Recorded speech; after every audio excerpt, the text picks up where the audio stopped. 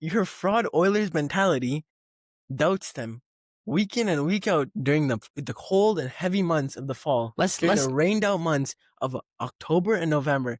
And then after they start winning and they run the show for 50 or 60 games straight, you're like, oh, the rainbow has come out and now the Oilers are back. Welcome back, everyone, to the Brothers in the Box. I am Eshan here with Elias. Elias, how was your week? The finals week has officially set in. I had 3 finals this week. Isn't that crazy? Yeah, those are rookie numbers for me, but You don't have finals. You don't grasp the concept of finals because you're a youngin'.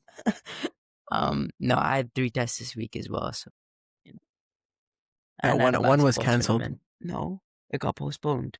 Then you're still claiming it was 3 this week. tests in a row. Yeah. Sorry, a listening test. I did horrible on that test.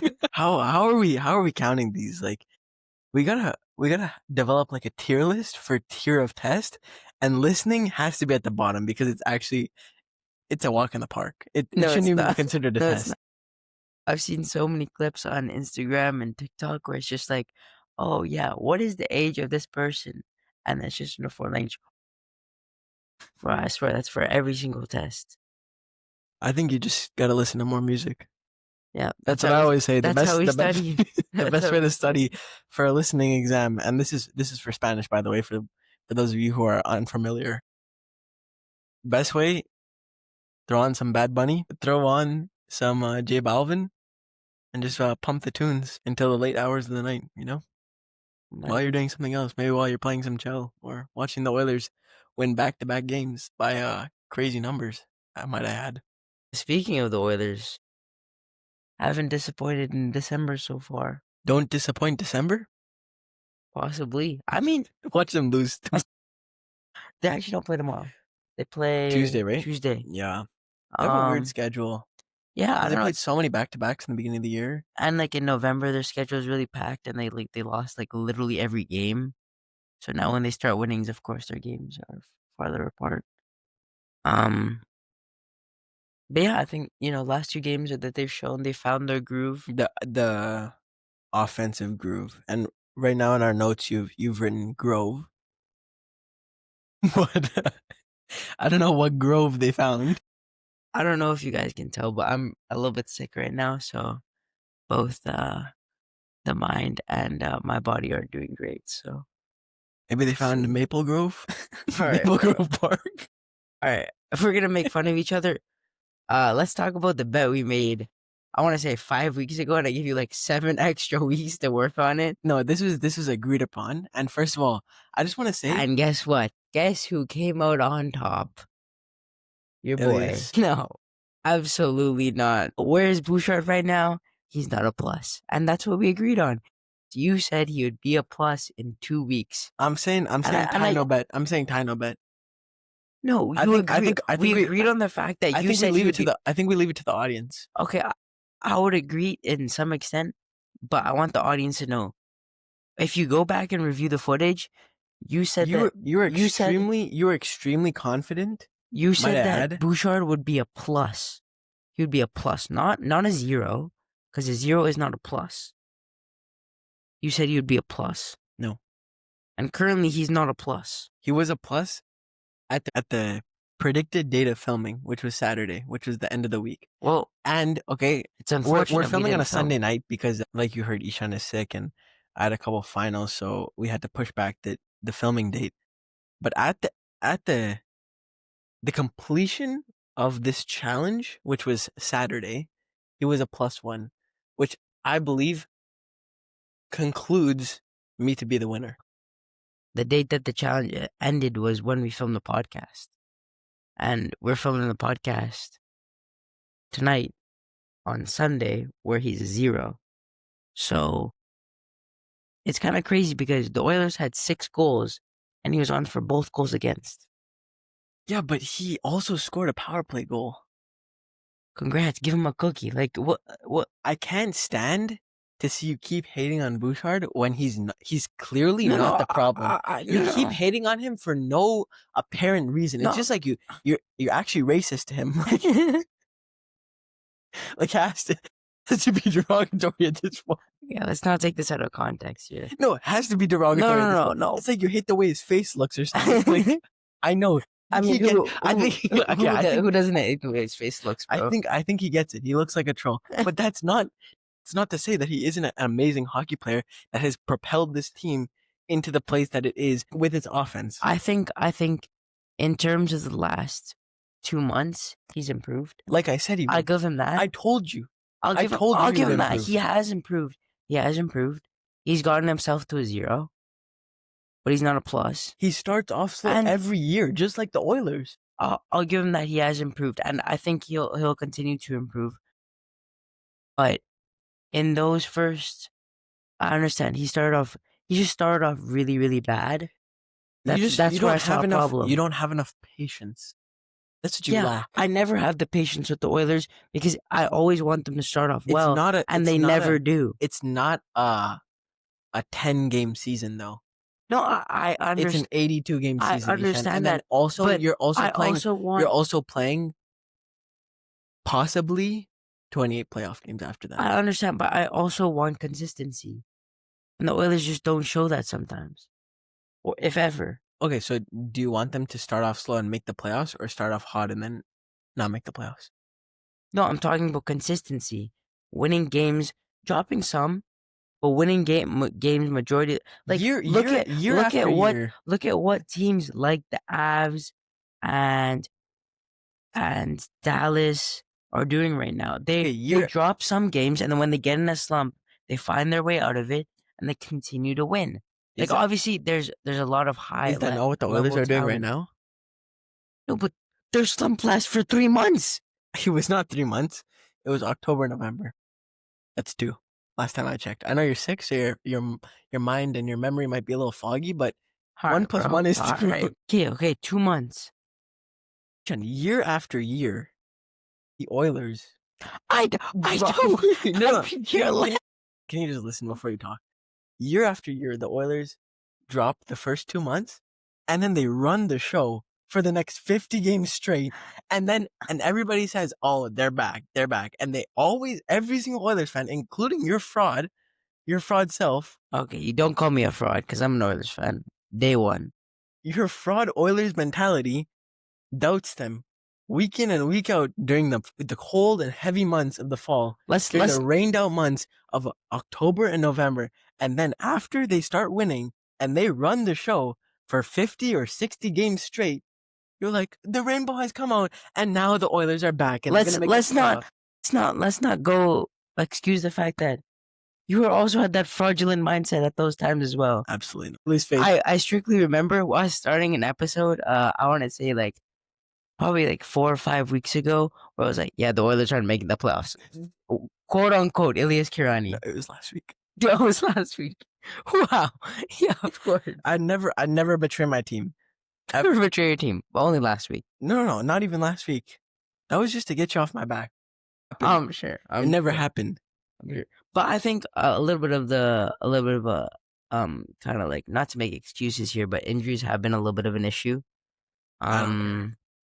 No, but imagine the team is looking really nice right now. Imagine how nice it's gonna be once. So I think personally, the Oilers have found a proper top 6 now.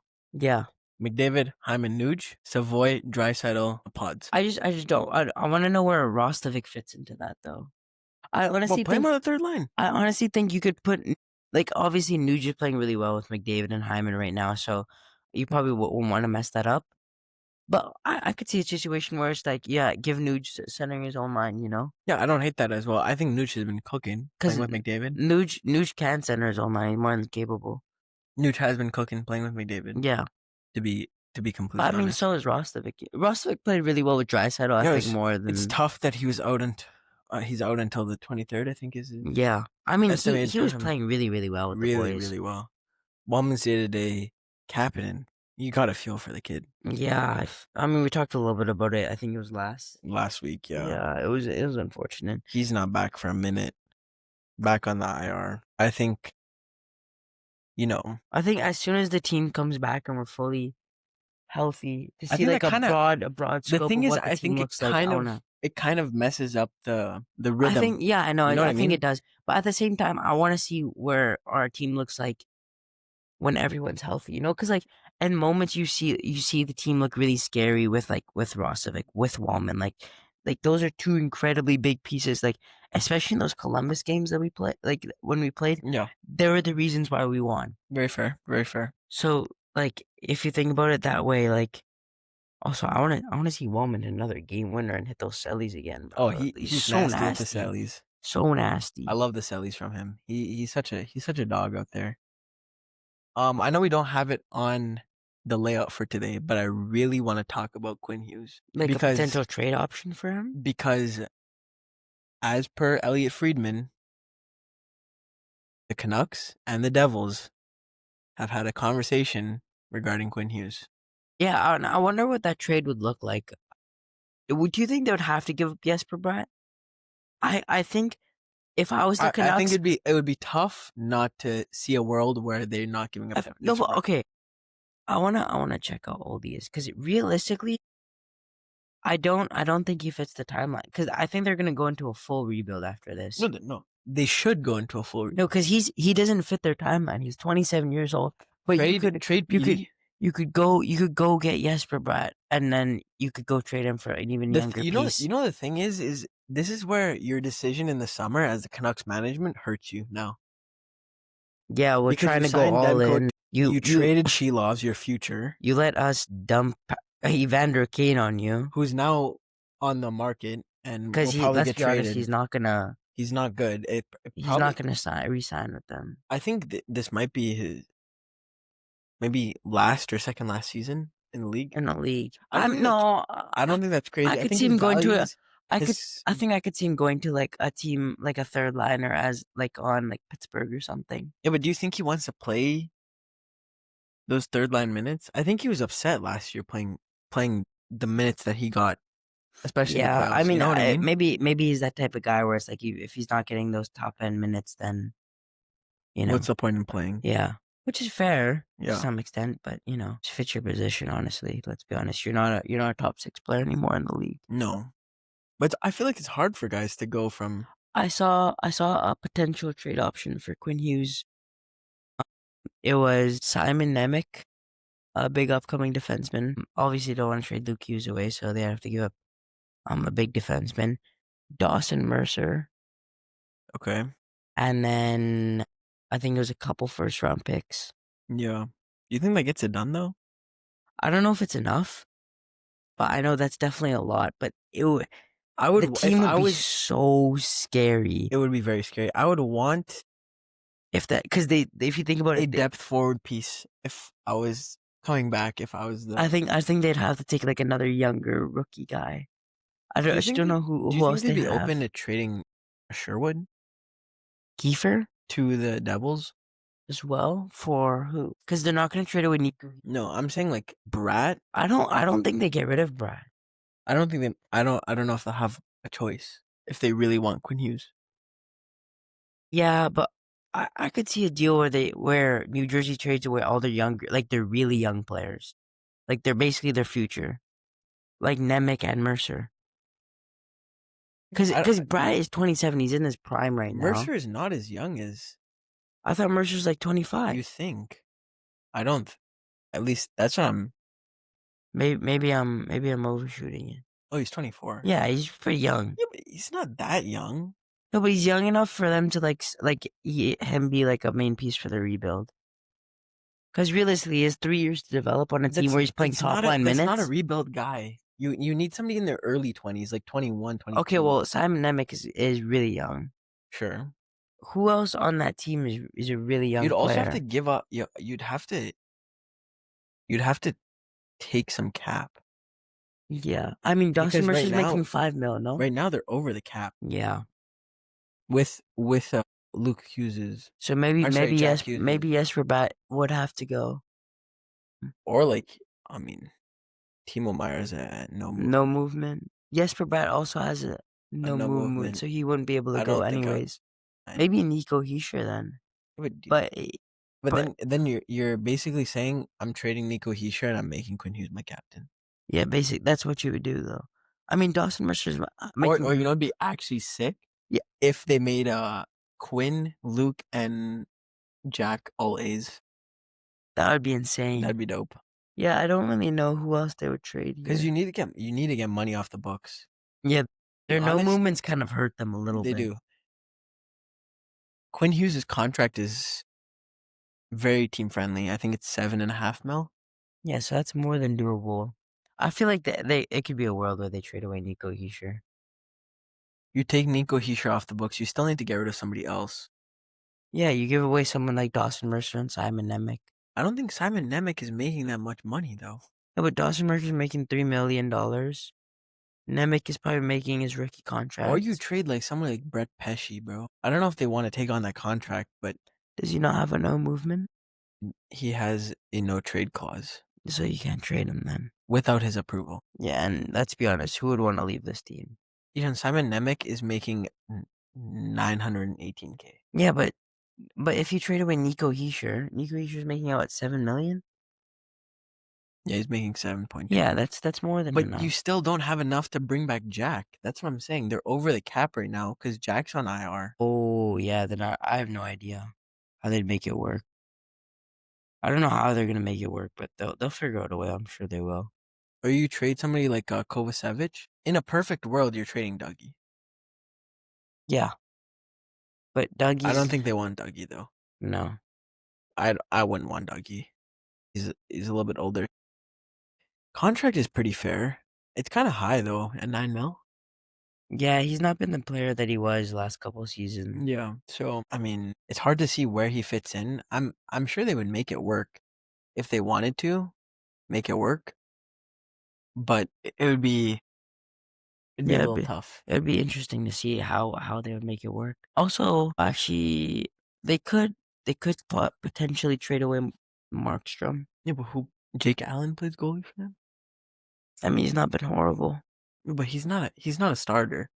It's like saying Skinner's a starter. You bring in MacKinnon? There's no way they trade Lang. There's no way they make it's Markstrom Demko tandem? It's too you're not bringing Markstrom back to Vancouver. That'd be insane. Markstrom's not coming back to Vancouver. There's no way they sell their soul to the New Jersey Devils to make them the best team in the league. Like what are we talking about here? This is like New Jersey Devil. We're like literally building a Christmas list. Imagine they retain salaries. It would actually be so funny. No, you'd have to sell your whole draft load. Next 7 years worth of all in for this year. I mean, no, that's more than fair though. Once Jack Hughes comes back, that team would be so nasty. It is nasty. And also the chemistry between all the brothers would be insane. Yeah. Should we move on to our segment? Yeah, so in honor of this week, I don't know if you guys have Spotify, but we have Spotify. And first of all, we got a creator Spotify Wrapped, which is kind of cool. Yeah. And so we want to thank all of our loyal fans. I think 26. All 26 of you for supporting us and being with us on this journey. I think there's been more than... Is there only been 26 people that have viewed the podcast? Or is it just 26 people that have been consistent with it? I think consistent with it. Okay, well that's not bad. It's not bad. People from what was it, Lithuania? There's someone from Taiwan. Shout out to the Taiwanese person. Australia. Yeah. US and Canada. So we appreciate all the love and all the support from all of you guys. But we decided to do a kind of NHL Wrapped for this episode. So we're gonna go through a few of the biggest moments, like trades from this 2025 calendar year, the top 5 plays in our opinion, and then the fan base mood wrapped, and then we'll end the episode how we normally do with the player of the week. Yeah. So just starting off with the biggest moments. I think we're gonna go number 1. It has to be Stanley Cup final. No, I think guaranteed, It was a little bit... It wasn't as exciting as it was last year because it didn't go 7 games. There wasn't a comeback, but I think still really good hockey played at a really high level. Amazing. The amount of overtimes that happened was also insane. Really evenly matched, although the Panthers Game 5 and 6 were a little bit us. of unfortunate games, but games 1 through 4 were And very close. honestly, the Stanley Cup playoffs as a whole They were very extremely good. exciting. Yeah. Very good hockey. Played a lot of action. If I'm being honest, it gave you a little taste of what the league is right now. If I'm being honest, like I feel like this year has been like really high level hockey where teams have fought to get to overtime. And, you know, you've seen Very how many evenly matched. Yeah, I feel like Even with the bottom teams, like we've been saying. I feel like it's nice to see that, you know. It is. I think it's very refreshing, and then also like a dominant performance from Sam Bennett on his way to win the Conn Smythe. Yeah, and like you think about like those Could have gone players to that Marchand. Yeah, that's what I was about to say. Like you think about those players that could have gotten the Conn Smythe as well. Like there's a huge amount of impact from a lot of the depth from Florida. Oilers didn't really have that much. Yeah, it really hurt us that Hyman wasn't there, but Yeah, I mean, nonetheless, a very good final. yeah, I think it would have been a lot different if Marchand wasn't on the Panthers and Hyman was on the Oilers. But you know, can't dwell on the past. It is what it is. This year's our year. So Yeah, our second biggest moment was the historic performance of young players and their rise to stardom, basically. yeah, You like know. Macklin had a very good year last year, and this year's done even better. I think he had an okay rookie year last year. Yeah, specifically towards the end, he ended very well, and then he just carried that right through into the start of the 2025-26 season. Bouchard has looked tremendously better this year. Yeah, which I'm compared to last very, year. very happy about that. You know, like honestly, like it's about time. Exactly. Being completely honest. And just putting the right pieces around him. Like I think having Frank Nazar. Yeah, and honestly, and the development of him and Bertuzzi. Yeah, Bertuzzi's been really nice alongside him. Even Burakovsky has been better this year. I think it's just overall like the team has started to mesh a little bit better. Yeah, Belton Chem. And they started to move like the older guys to like the third and fourth line and giving the younger guys a little bit more time. And then like guys like Cooley and Keller out in Utah. Leo Carlson. What a season to start. Cutter Gauthier. Yeah. Guys like that. It just really solidifies that idea of the golden era is now. Like I know you see it on all of the NHL. Yeah, and before it was the golden eras. Now with like MacKinnon, McDavid, and now it's moving on. Like it's crazy. And obviously these guys who like McDavid, MacKinnon, Kucherov, they're all still amazing top end talents. Yeah, but I mean Kucherov's getting a little bit older now. You see that trickle in of the young guys kind of. Yeah, like it's slowly. It's gonna be. I'm very excited to see when the Olympics happen because I think it's gonna be really nice to see like you know like the a lot older guys like mainly Sidney Crosby, Marchand, those older guys Drew like Doughty. Drew Doughty, like the vets that have been on that team for a while and were in the Olympics when it happened last. And then you go to like you know those players that were solidified players for 4 nations. And like that have been like amazing players over the last couple years with like MacKinnon, McDavid, and then the younger guys now with Celebrini, Bernard, maybe even Schaefer. Yeah, possibly. And that would move us into our third biggest moment of this 2025 calendar year, which was 4 nations. I think an absolutely resounding success from the NHL's part. Honestly, it was probably one of like the only times where like I've seen like friends and stuff who don't normally watch hockey have gone behind their country and supported them. And I think that's what the Olympics are going to do for that as well. 100%. I think it really geared fans up to reignite that US Canadian rivalry. Yeah. And I think obviously for like, you know, Sweden and Finland, I think they have their own little rivalry going as well. For sure. Who that third place team is, because obviously they're not competing with the top 2. No. But I think it was a really good PR move from the NHL, and it also gave really high level hockey that you don't always get to see, and I feel like it was a really big treat for us to see it in February of this year. And I think it really showed like other kind of like sports leagues like around like NBA, MLB, NFL. The NHL has like no matter what, their players will go as hard as possible to do their best in All-Star Weekend. I mean, I think that's a little bit of a stretch because you saw Kucherov a couple of years ago. No. I'm saying like when it comes to like their country and stuff like that. Like the Yeah. patriotism. Yeah. And I think like, like I saw like at that time of Four Nations, it was like, oh, like NBA All-Star Weekend is just, random players just chucking up threes and stuff. Or when you go to the NHL, it's just people absolutely laying the body into their own teammates on another team. Like, Yeah. like they do not care. Like they'll do anything to win that.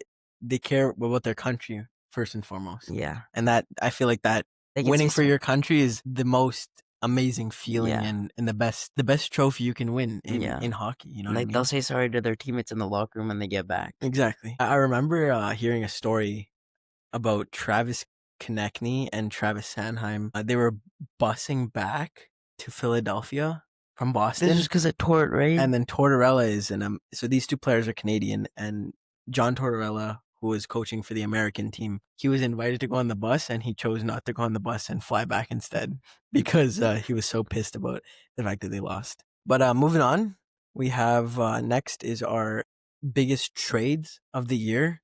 Or like players moving around. And coming in at number 5, we have the JT Miller trade.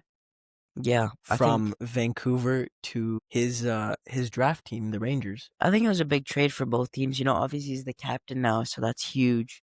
I think it was, not to say that it was coming, but one of Petey or Miller was going to get traded last season. Yeah, and they went with Miller, and honestly, Petey's had a pretty good season. His trade value's increased. He's had a mediocre season. I don't think pretty good is an accurate representation. I think it's definitely better than the last couple of years. It's better than last year, I will say. He still hasn't returned to that same. No, he's still not worth $11.5 million. No, he's not. But no, but I don't hate his season so far. Yeah, coming in at number 4 is the Spencer Knight x Seth Jones trade, which is the trade that sent Spencer Knight from the Panthers. I don't even know how they had him before this. It was actually crazy how much, like, honestly, when I truly think about it, I'm like, realistically, I understand Bobrovsky was their number one option, but they could have got Spencer Knight for so much less, and he could have been their future goaltender for so much longer. He could have been. But I think Bobrovsky has a no movement, so unfortunately, they're not able to trade him. Yeah, so this trade sent Spencer Knight to the Blackhawks, which has worked out beautifully for them. I think worked out beautifully for both teams. If I'm being honest. And then it said sent Jones to the Panthers, where he played really well throughout the playoffs. He won his first cup with them. Yeah, I mean, like, he was also a huge influential player. He was kind of like the Brandon Montour replacement, essentially, for the cup run last year. Yeah. Coming in at number 3, we have the Mitch Marner trade to Vegas. Yeah, I think he needed a fresh start. Yeah, and I think you could have seen it coming, maybe not to Vegas, but we know that he wasn't going to get re-signed in Toronto. Yeah, I think he made it very apparent that he didn't want to come back because of how the fans treated him. And so you could see it a little bit, but to be traded to Vegas the day before the deadline, maybe a little bit of tampering going on there. Who knows? I don't know. But, like, I would say arguably, like, it was going to be a team, like, I think it was going to be in a team in the Pacific, if I'm being honest. I thought it was going to be either the Kings or Vegas, possibly Utah. I could have seen Anaheim as well. I mean, all good options, but, he wanted to go to a team where he thinks he had the best chance of winning. Exactly. And obviously he did that. They're playing pretty well right now. He seems very happy. Yeah. He seems to be doing a lot better than I think he was doing in Toronto with that toxic fan relationship. Number 2, we have the Marchand trade, which was honestly probably the most shocking trade I saw all year last year. If I'm being completely honest, it still baffles my mind like a robbery that trade was. 100%. Like, when I think about it in like fantasy terms, it's like trading, like, I want to say like Morgan Riley for Connor McDavid. Like, it's actually crazy. Like, it's insane. They gave away a potential second round pick, which turned into a first round pick because they won, but a first round pick for Brad Marchand, who's led the team this year and like carried them to as many wins as possible, and was a massive part of them winning last year. To be honest, I wasn't fully on board with it. Like, I couldn't see it Marchand in another jersey other than Boston. As we've gotten used to it, I don't see another place for him other than Florida. Yeah, he fits the mentality, He fits that like gnarly, gritty style of hockey. He does. And he's gonna go work for every shift that he plays. And then our biggest trade of 2025 times two was a double trade, and it was the Rantanen trade. I mean, which I think in late January, sent Rantanen to Carolina for Marty Necas. The team, they were just passing him around like it was and crazy. Then a couple picks. And then right before the deadline, Rantanen says, "No, I've had enough here. I've scored 2 goals in the 20 games that I've played here. I've had enough. I'm not re-signing here." So Carolina says, "Okay, we're trading." Yeah. And now he plays in Dallas. I mean, they got a lot of first-round picks out of it. They did. And they didn't. Carolina, and they got Maverick Bjork. Yeah. As well. I'm pretty sure. No, Logan Stankoven. Logan Stankoven, yes. Yeah. Which is he's been good. He's been good for them. A solid second liner. But that was a really crazy set of trades. It was unexpected for sure. And then Rantanen ended up signing for a little over 12, which is not what Colorado wanted to give them. And honestly, I think the biggest winner in this trade is Colorado, because they got Necas, who's a very similar player to Rantanen, who's played very well again, with MacKinnon, for a price point that's a little bit cheaper than what they would have paid for Rantanen. Yeah, and a little bit younger as well. Yeah, honestly, props to the management out there in Colorado. Yeah, they've been better than what the Oilers have done. So exactly, can't complain. Moving on to the top 5 plays, our 5th play is the first Canadian power play goal. Absolute beauty. Watching that. What? It just gives me chills every time I think about it. Yeah, it was the first game against Sweden. It was such a beautiful goal. It was just like, when you think about it, like, who are the top 3 players on Canada, and you just think about Crosby, McDavid, MacKinnon. Like, it was just beautiful pass to Crosby. And then, Crosby just backhands it across the crease right to MacKinnon's wide open. Yeah, just an amazing goal. I think it was 8 or 10 seconds into the power play they scored. Yeah, it was just like, it was automatic, It started the tournament off right. It did. You know what I mean? But yeah, moving on to our 4th goal, we had Quinton Byfield's one-hander against the Kraken. Absolute sheer showing of class and hand-eye coordination. Yeah, we watched it back today, and it was just like, he just taps the puck. He's getting held at the same time, so it was a penalty. He taps the puck down with one hand, step, and then somehow shoves it past the goaltender. Yeah, absolute nasty goal. Absolutely nasty, and such a raw, image of individual talent and will to score. The next goal is also not similar in the sense of same goal, but similar to that want to score, and it's Kadri's 360 where he almost fell over against the Tampa Bay Lightning. He was coming down the pipe, and there was a loose puck, and one of the Tampa Bay defensemen dove for it, and Kadri ended up jumping over him, landing, doing a 360, and then shooting it 5-hole. I think it was on Vasilevsky. I think so. I don't know if it was for sure, but it was on a Lightning goaltender. It was an insane goal. Yeah, nasty goal. I don't know how he stayed up, how he stayed on balance, but there's just the core strength to be able to not only land properly, but then also fire it and know where the puck is. Insane. Yeah, crazy goal. Moving on to our 2nd goal, it was Winnipeg scoring with 1.6 seconds to send it to overtime, and then eventually winning the game. And the only wrinkle on this was that Ryan Singh called the goal, which, if you guys don't know, is my least favorite announcer in the league. Yeah, no, he's but oh my god, honestly, what a nasty goal. The goal is nasty. The timing of the goal is nasty. And to be completely honest, I remember watching that game live, and they just scored like 2 minutes earlier as well. They did, yeah, because they were down. They were down a couple or maybe even 3 goals going into the third. Yeah, and they somehow crawled their way back. Insane will. Yeah. And in front of the home crowd and in front of the whiteout as well. Yeah, but you never want to see that from, the Canadian netminder, in Jordan Binnington. No, But, you don't. He holds down the fort he does. for Canada. But not for the Blues. Undefeated at TD Garden in must-win games. But our top play of 2025 has to be McDavid's golden goal. Yeah, and I know a lot of you are going to say, oh, no, it should be Ovi's goal, I would give it to him if it was a nice goal. He just slapped it. It was a softie. Like, I understand, huge goal for the guy. 895 goals or whatever. But, that McDavid goal sent chills down my spine. And whenever I watch it back, every time, it will always send chills down my spine. What a beautiful pass from Mitch Marner.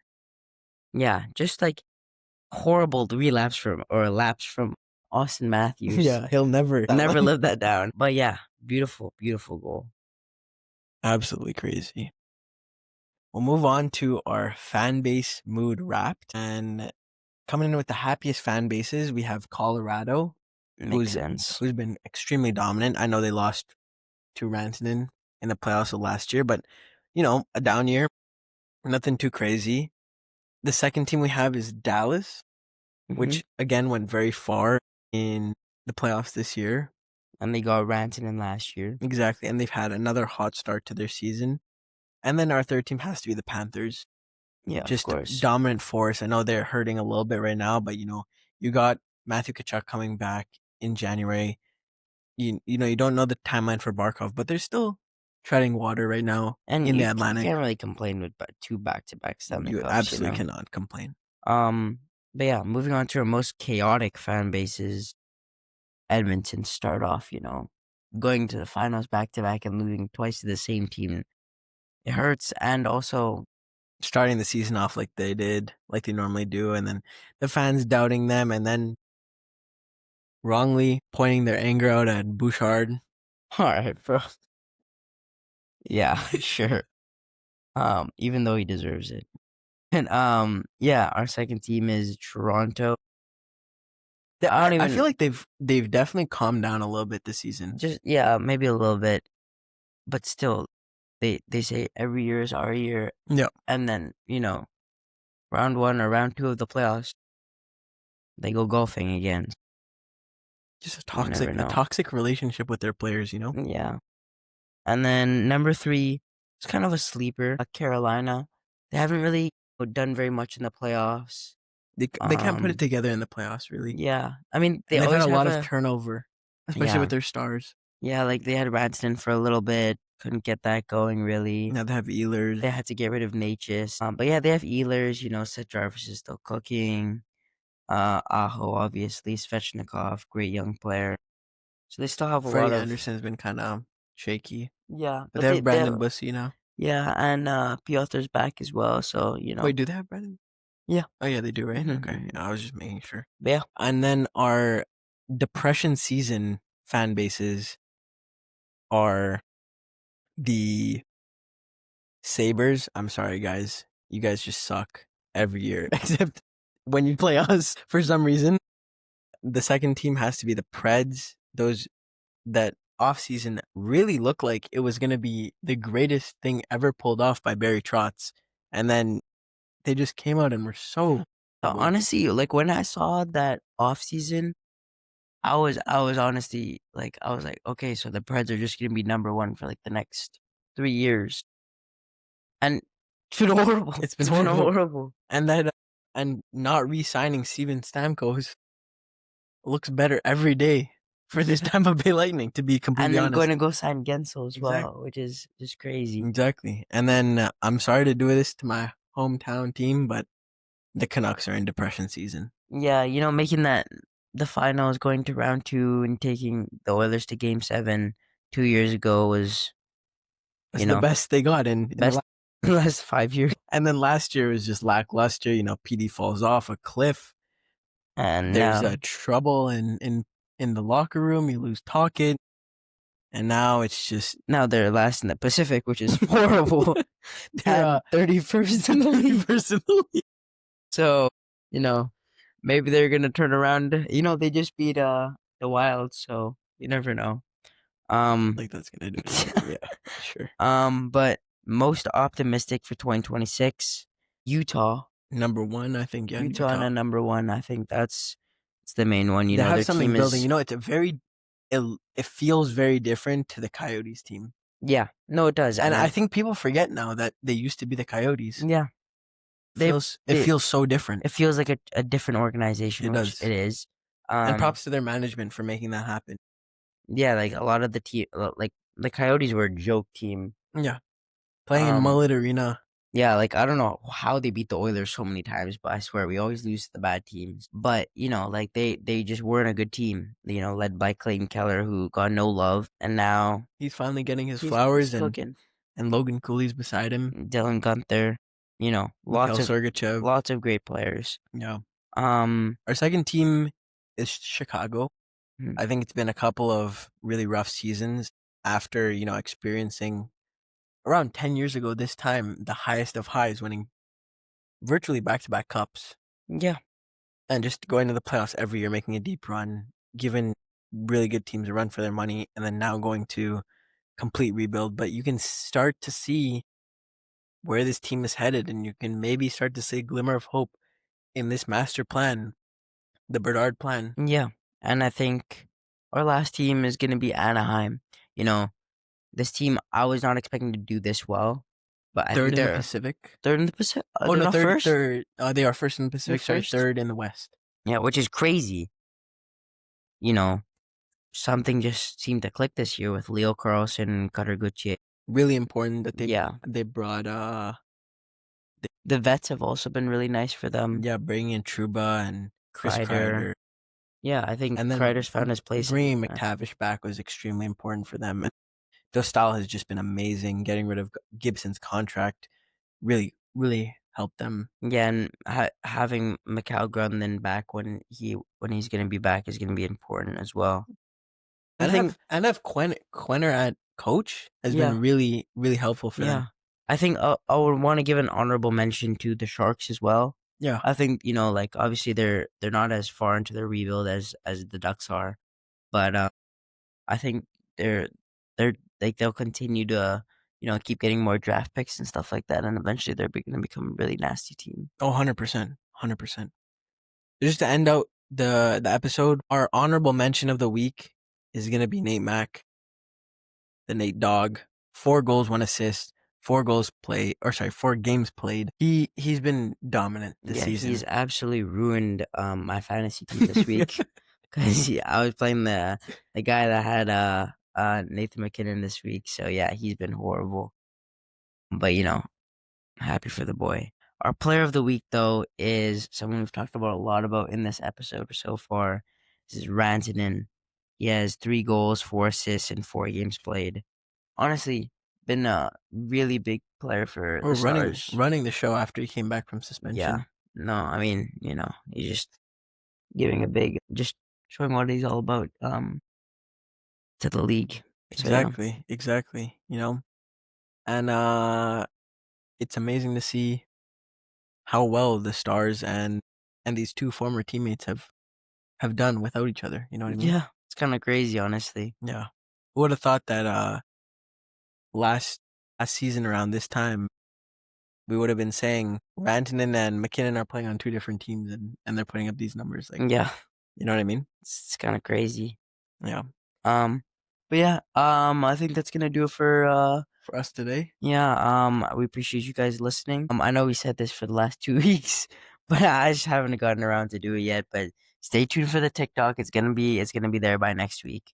Just this week's been pretty busy, but we're just gonna get it done.